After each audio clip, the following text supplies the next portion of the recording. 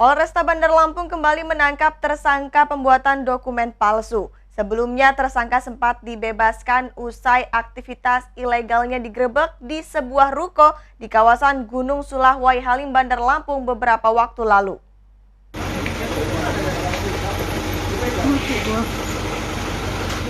EHS sebelumnya sempat dibebaskan usai penggerebekan, kembali diringkus tim Reskrim Polresta Bandar Lampung.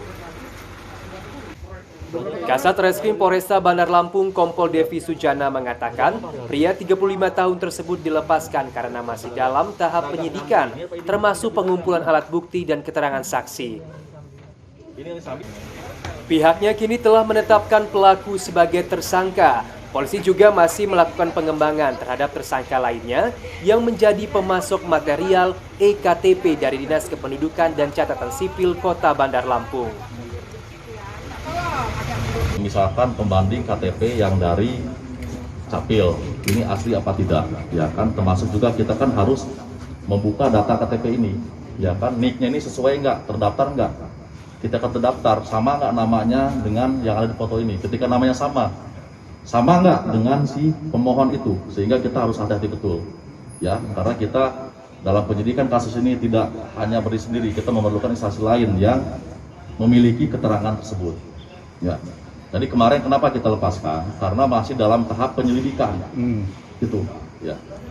Dan sekarang kita sudah penyidikan dari mulai kemarin kita sudah melakukan penyidikan, hari ini kita sudah melakukan penahanan terhadap tersangka.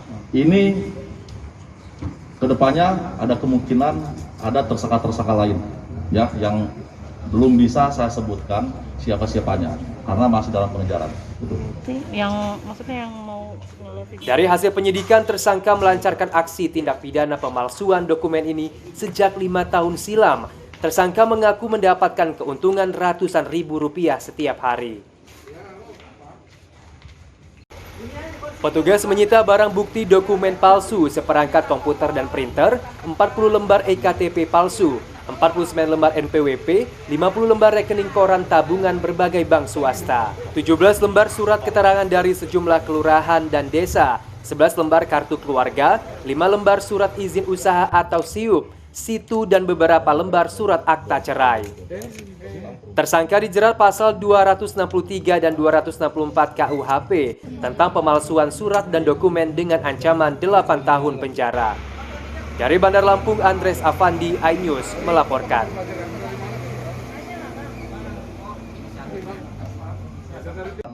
Ini